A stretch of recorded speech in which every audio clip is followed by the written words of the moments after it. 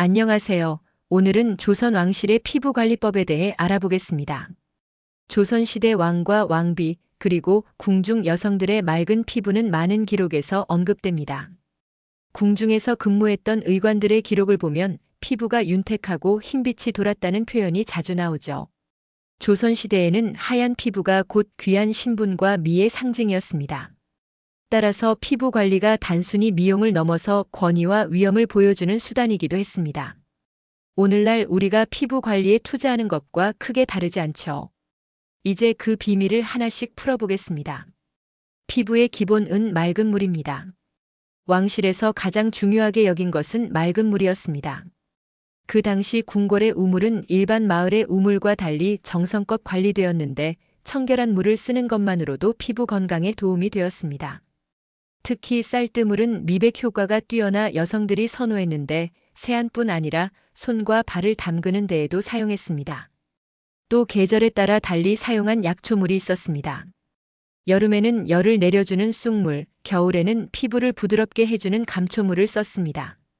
즉, 단순히 씻는 것이 아니라 피부 상태와 계절에 맞춘 맞춤형 세안법이 있었던 셈이죠. 궁중 세안법을 알아보겠습니다. 왕실 여성들이 사용한 세안 가루는 놀라울 정도로 다양했습니다. 녹두가루는 땀과 피지를 제거하고 팥가루는 피로한 피부에 활력을 주었으며 콩가루는 피부결을 정리하는 역할을 했습니다.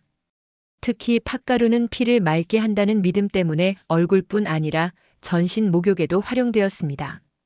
흥미로운 점은 왕실 여성들만이 아니라 양반가 여성들도 이 세안법을 따라 했다는 점입니다. 즉, 왕실에서 유행한 뷰티법이 사회 전반으로 확산된 것이죠. 오늘날 연예인의 뷰티 루틴이 화제가 되는 것과 비슷합니다. 피부 보습에 좋은 참기름과 동백기름을 알아보겠습니다. 세안 후에는 수분을 지켜주는 보습이 필요합니다. 조선 왕실에서는 참기름과 동백기름이 대표적인 보습제였습니다.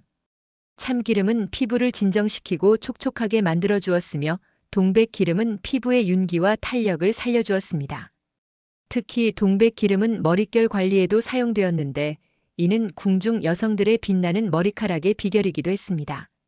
왕실에서 사용한 동백기름은 제주도 등지에서 공수해온 귀한 재료였다고 하니 그만큼 귀하게 여겨졌음을 알 수 있습니다. 왕실의 특별한 팩은 어떤 것이 있었을까요? 왕실에서 즐겨 쓴 피부 관리법 중 하나는 팩이었습니다.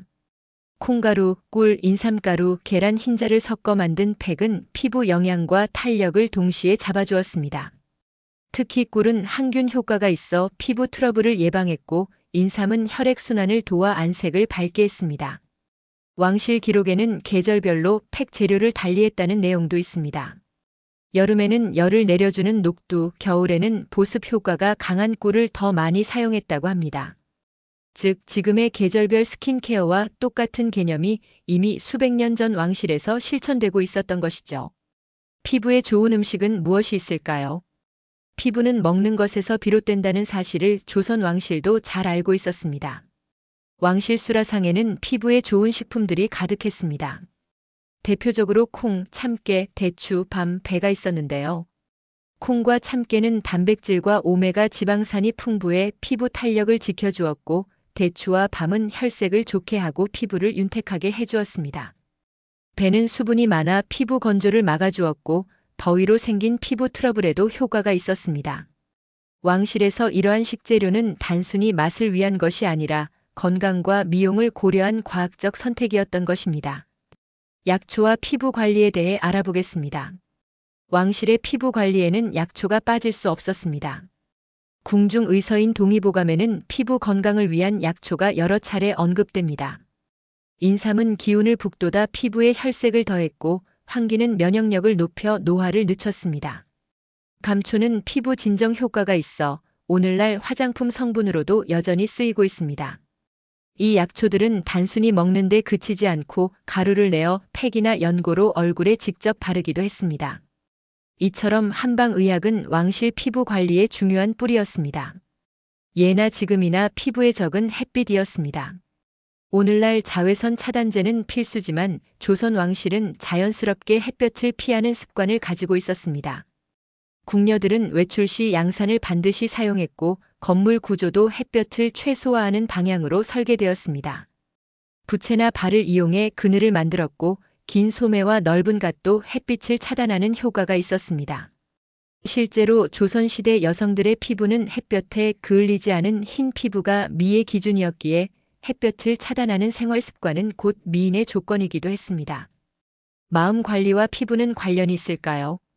조선 왕실은 마음의 건강이 피부에 직접적으로 영향을 준다고 믿었습니다.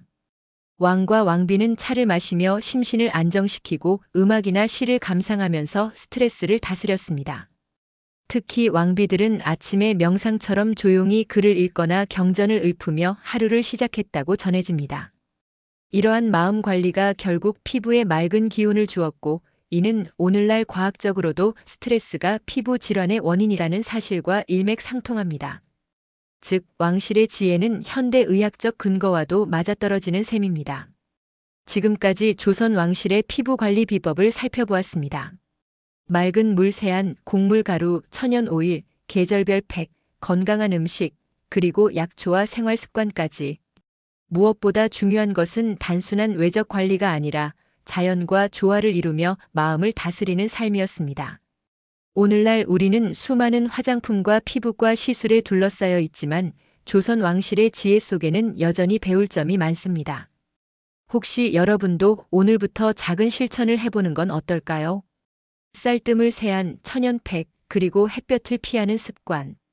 조선 왕실에서 내려온 피부 관리 비법은 21세기에도 여전히 유효한 지혜입니다. 유익하셨다면 구독과 좋아요 부탁드립니다. 오늘도 건강하세요. 감사합니다.